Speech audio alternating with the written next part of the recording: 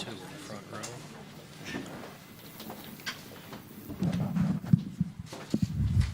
And right here in the front. LeBron and Killian with the San Francisco Chronicle. There's a talking point since game one that you guys are going to be deflated after such a frustrating loss. I'm just wondering what your response to that is. I don't really have a response to it. How do you expect your team to come out tomorrow? I expect us to come and play with the same grit that we had in game one. And, we made a lot of mistakes in game one. I expect us to be better. Two. Right here, Mark in the second row. Mark Schwartz, ESPN. LeBron, you've been through adversity your entire life, on the court, off the court. What have you learned since you were a young player or even a young person about how to overcome adversity that can help you in this particular situation after such a difficult game one loss? It's a new day. And for me, I woke up, feeling excited about the opportunity for us to get better today. And excited about the opportunity that presents itself tomorrow and myself. But, I can never compare the adversity I went through when I was younger compared to playing basketball. This is just basketball. This is not adversity. And not the things that I've been through in my life. This is fun. And secondly, George Hill said yesterday that for him, game one was the toughest loss in his entire career. How can you as a leader help lift a player like that who maybe hasn't been through it before? We both went through some of the same, emotions. It's one of the toughest losses I've had in my career as well. Just because everything that kind of went on with the game and the way we played, and obviously we all know what happened in the game. So it was a tough 24 hours, not only for G Hill but for myself, for our whole ball club, because we put ourselves in a great position to be successful. But like I said, you give yourself a day. If you need to take 2 days, okay. But today you should feel excited about the opportunity to be better, and be great. And move forward. Tom on the right. Tom Haberster, Bleacher Report. LeBron, I know you've talked a lot about how important sleep is for your recovery and how vital it is for your performance. Sure. I remember back in Miami, Dwayne was always team no sleep. But I was curious when you believed that sleep was this weapon for you, and how that evolved throughout your career, whether you were prioritizing it when you were a rookie, and when did that really impact you? I think as you get older, you understand what benefits your body more and more. Depending on what you put in your body as far as food and nutrition, things like that. How many hours a night that you try to get. Now, obviously some nights are different from others, but how much optimal sleep you will want to get to help your body recover. How much working out and things that that you do. I think every individual is different. I found a great balance in what helps me be in the best possible shape I can be on a day-to-day basis, and I just try to follow that. But early in your career, did you have the same appreciation for it, or did you just learn over time? No. I was 18 when I came into the league. I could do whatever I wanted to do. I could stay up throughout the whole night and play 48 minutes the next night, and then not ice after the game and go right home. So, I was 18. I didn't even tape my rookie year. So, no, I'm totally different. Ken in the back right. Ken Berger, Bleacher Report, here to your right, LeBron. Years ago, there was a concept known as the Jordan rules, just certain principles that teams believed they had to live by in order to defend him. Given all the approaches that you've seen throughout your career, all the coverages, all the different looks that you get from game to game in a series like this and even within a game, how would you define the LeBron rules? I don't think there are LeBron rules. I think, for me personally, I think a coaching staff puts together a game plan that best suits his team, best suits the individual when going against myself and my teammates, and they try to be successful with that.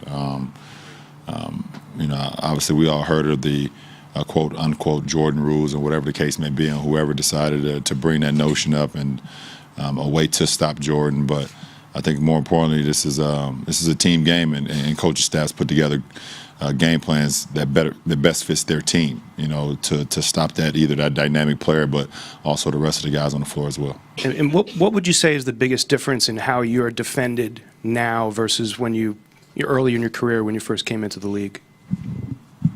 There was parts of my game that you can disrespect early in my career. You can't do that now. Joe in the third row. Joe VardenClean.com. LeBron, we can't see it under your hat. So how's your eye today? It's better. It doesn't look better, but the docs told me it's better, and it's just going through stages right now of recovering. But it looks worse than it did during the game, but it feels better. I have a different follow-up after this. But so did you basically score 51 points with one eye that was blurry? Nah, I had some points before that already. Can you see now? I mean, is it still blurry? Well, I'm taking my medication that I've been given by the doctors. My eye drops and my antibiotic to help me with the recovery as fast as possible. But it's an eye. I mean, it's going to recover as fast as it can on its own. It's nothing that you can do. It's not like I can like ice it or anything like that. Or if I get more sleep or whatever the case may be, I just have to naturally, organically let it heal. Like I said, it's been better, but it's better today than it was in game one. Like I said, it doesn't look better, but it feels a lot better. And then the other question I had was, as game one was starting, Dan Gilbert sent out a number of tweets basically with his thoughts on how this team made it to the finals this year. Were you aware of those tweets, and did you have any reaction to them after the game? Nah, not aware. I'm not on social media right now, so I wasn't aware of that. It was his account, though, right?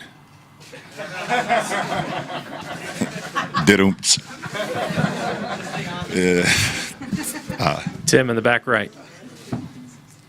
Tim Reynolds, Associated Press, all the way in the back, Bron. One of the many things that you're obviously notorious for is getting to know the strengths and weaknesses of your teammates, from how they like the ball passed to them, to the spin, to the speed. You've kind of taken that to a next level. Your time with JR, what have you learned about him as far as what you needed to do with him the last 24, 48 hours to get his mind right for tomorrow night? I think JR is one of the most resilient guys I've ever been around. I think it just comes from not only him personally, but his household, his mom, his dad, his brothers, his sisters, and not his family now as well. He took that. He probably took that loss as hard as anybody the other night, just as anybody on the team. But one thing about JR, he has an uncanny ability to bounce back, and I think people have seen that throughout our postseason runs where he hasn't played well or played to his ability that he think he should have played, and then the next game he comes out and shoots the ball extremely well and just very locked in. And for me, I don't really have to. I don't think I need to say anything to JR. I've been knowing JR since he was in high school. It's not like he's a new teammate of mine or someone I just met. JR knows what I expect out of him, and he expects things out of me, and we just try to go get it done.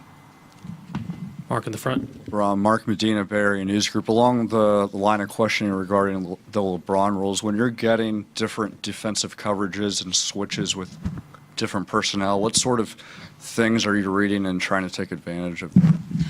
I think it's all about angles and for me, seeing things before they happen. Being able to be the defender that's in front of me, but understanding there's going to be multiple guys either stabbing at the ball or rotating or poking at the ball or just putting bodies and hands in front of me. So, you have to be strong with the ball first of all, and especially against a Golden State Warriors team who's so great with their hands, either from Steph, Draymond. Obviously, Iggy hasn't played in game one yet, but in the past, with Iggy, Sean Livingston, and the rest go on. They're so good with their hands. You have to be very strong with the ball. So, being able to read and react to the defense, being able to, not only get past your guy, but know when the rotation has happened and being able to put the ball, on time and on target to your teammates. So there's a lot of things that go on, and I just try to read and react and know what's going on throughout the course of a game. And it may change from quarter to quarter. Coaches make adjustments, players make adjustments on how they guard you, and then you have to always be on your toes on, seeing that, throughout the course of a 48-minute game. How are they different defensively without Andre so far? Well, they're damn good with him, and they're good. They're damn good without him. No matter offensively or defensively, they listen. I mean, they've sitting out. They've had a two-time MVP sit out playoff games and they've won. All right, in the postseason, they're good. They're great, actually. So let's not get too far on that. Chris, last question in the back left. Chris Haynes, ESPN. LeBron, when you first came in the league, the only time you would hear from criticism would be from, I guess, us media members. And now with social media and people come up with these memes and these creative bits and whatnot, how have you adjusted to that as far as, I don't know if you engage or look into that? And secondly, how have you noticed your teammates or your peers, is it a negative effect on them if they consume that too much? I think it comes with growth. I think it comes with understanding what matters and what doesn't matter in your life, in your personal life. For me, it took time. Obviously, I came in the NBA before social media.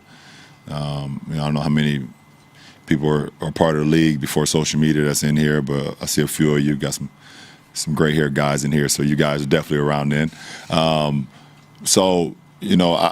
There was, you could hear criticism, but it took 4 or 5 people to finally get to you, if the criticism happened. And then as you get into the later, years of the 2000s, then you start the social media thing. And, everybody's excited about it. Everybody is like, okay, just the touch of a finger, you can post something or see something. Everybody's, it's like it's the greatest thing ever. And then if you like a celebrity, then you realize it's actually really bad for you, if you pay attention to it. Like if you really pay attention, there's people out there that really try to tear you down, and you have to realize that 1, you don't know who they are. 2, they don't know what they're talking about. 3, they've never stepped in your shoes or been in the light to understand what it means to have to perform or whatever the case may be. There's I guarantee there's doctors and surgeons and cops and firefighters and people like that that's on social media, and people are roasting them too. You can't really and as you get older, you realize I'm gonna do what I do. I put all my time into my craft. I give it all that I have, and I live with the results. You can't get involved in that. So I can only speak for me. I've learned how to laugh at the memes that come through. I learned if it's someone that's trying to kill me in a fashion, to laugh at that too, because it's funny at times as well, and not take too much into it. I can't sit here and tell you how my teammates go about it, because at the end of the day, we all go to our separate homes after practice, and we all to our separate rooms when we're on the road. So I don't know how much scrolling goes on, but if I have some words of advice, if you're a part of it and it bothers you, then you probably should just delete it off your phone. That would be if it bothers you. Thank you, LeBron. Kevin Love will be up next. Thank you.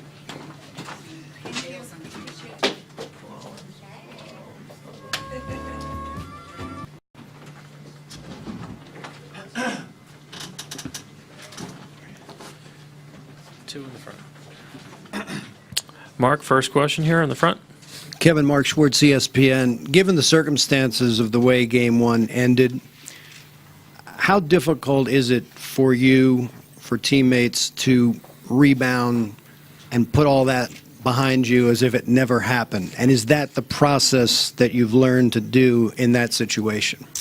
Yeah, I think regardless of what went down in the nature of in which we lost, you just have to move on. I think I guess a silver lining for us would be the togetherness and just having one another's backs going into Game 2. We know what to expect from this team. We were locked into our game plan. We never let the game get out of hand, which it can happen here at Oracle when you have a 7-8 point deficit against them. It goes to 15, goes to 20, 25, and so on and so forth. So we felt like we fought hard. We continued to make big plays when we needed to, and the last we made a 2-minute game. The last 2 minutes were tough for us. We made some mistakes, went into overtime, and the game got away from us a little bit. So we just have to have a good showing in Game 2 and come out and play our style. George said yesterday that was the toughest loss he has ever experienced in his career. How can LeBron, how can you lift a guy like that or a J.R. Smith to make sure that they have completely erased that from the cycle? Sure. I mean, I heard Ron mention JR being resilient. He always has been. He's always, found a way to, whether it's catch fire in games or, play both sides of the ball or do things that don't necessarily show up in a stat sheet or make a miraculous play. So, that George is, pretty strong-minded, that he will bounce back as well. But, it reminded me a lot of, I was sitting there watching at the time, but 2015 Game 1, went into overtime, and, we all know how that ended. So, but we were resilient, fought back, and, forced it to, 1-1 back to Cleveland. So, we're hoping to do the same, but we got to come out, really in those first 5 minutes and, show what we're capable of and set the tone. On your right, Dave. Dave McMenamin, ESPN. Kevin, you mentioned JR in terms of being resilient. You guys don't have a ring probably if he doesn't have that third quarter of Game 7. Right, down 8, right. Right. What's the experience like? Because he's had some awesome moments for you guys, but he's had some lesser moments. And have you guys had to pick him up at all the last couple of days? Yeah, I mean, we just, JR is, he's always going to be in a light mood. And, like I said, 24, 48 hours pass, we know what he's capable of. He knows what he's capable of. And, he's been in pretty good spirits. I think naturally after that loss, he took it very hard. It's the same thing with a lot of us. G Hill's the same way. I mean, those guys know that they can be better, and that we all expect a lot out of each other. And JR is one of the 4 guys left from the 2016, as you know, and we've talked about all season. And he has that experience. He's been through several moments, either high or low before. So. JR is the best thing he can do is just go out there and be himself, and we're going to get I'd imagine a great effort out of him tomorrow. Michael in the front. Michael Pina from Vice Sports. LeBron's accuracy and volume from the mid-range is way up in this postseason compared to previous years. How important is that to your offense? And how important is that to your offense? It's huge. It's been huge for us. I mean, it's. You look at him getting into the paint and scoring at such a high clip there, and making miraculous plays, and off balance, one leg, floaters, dunks, everything. You see the pull up threes in transition, hitting at a high clip. But he's had a little bit of everything in this postseason, whether it's been off the dribble, whether it's been just turning the ball out on the post from the mid range and going over his right and left shoulder. He just has everything in his game and continues to work on his craft at such a high level, and it just seems like he continues to get better. Have you noticed defenses treating him any differently this year? I think it's my 4th year playing with Bron, and I think just teams will try anything. They'll try anything to slow him down and to stop him, but he's been able to continue to add so much to his game and have supreme confidence in what he does and taking the floor that teams have we've seen it all, and teams will try anything to try and slow him down, but it's really hard when especially in this postseason too, he's playing at such a high level. Grant Crone, Santa Rosa Press Democrat. Ty Lue was just saying that you were really aggressive in Game 1, maybe more aggressive than you'd been in the past. Do you feel that he cited you being 8 of 11 inside the three-point line? Do you feel that you need to be more aggressive in this series, that more is required from you to win this series? Yeah, I think to beat Golden State, I think more is required from everyone. It's going to take I thought Larry Nance showed a lot of poise and stepped up big for us in Game 1, especially on this stage for being his first finals game. I thought he was great for us, and we need more of those type of efforts. But as far as my game, I just looked at some games in the past finals where I had been able to get shots and looks that were there, and I was 1 for 8 from the three-point line. Very uncharacteristic for me, but those shots are there, and with so much attention being brought to LeBron and him penetrating and all eyes on him at all times. It's those shots are going to be there for us, but there's also the extra pass, and those guys are closing out hard. We have to continue to be aggressive. Joe in the third row. Joe VardenClean.com. Kevin, we've talked a bunch about this over the years about how this is supposed to be a series against the Warriors where you struggle because of matchups, but at least production-wise, going back the last several games, you've been there. Your numbers are pretty good. So is there something that changed for you, and when do you think that was, just as far as playing against the Warriors? I just think it reminds me a little bit of our first series of this postseason against Indiana. I was a little banged up, especially after games 1 and 2, and shot pretty poorly, and that's just the way it went. I think in 2016 I was able to do a lot of things that weren't necessarily not great for us on the offensive end, but did a lot of things that helped us win basketball games. But I think just settling in, knocking down shots, and just getting it going from inside the paint. I feel like you looked at Tucker and Capella in the last series. There were so many shots and so many offensive rebounds. They were able to create extra possessions and get easy touches inside. That's just what I was trying to do, and get us a lot of offensive rebounds and beat them on the glass. Anyone with the final question? Last one here in the front. Kevin, Michael Pina, Vice Sports. How important is Rodney Hood for you guys for the rest of the series, and what kind of teammate has he been since the trade deadline? I think everybody that we acquired at the trade deadline has been great for us. They've shown that they want to win and go out there and compete every game. So Rodney has been a little up and down, but he really has never wavered. The same with Jordan, same with G. Hill, same with Larry. I mean, those guys, sometimes they'll get a little frustrated, but it's not for lack of wanting to be better for the team and wanting to, go out there and help us win. So, everybody's going to get their chance, and they got to be ready. Thank you, Kevin. Thanks. This concludes the session for today.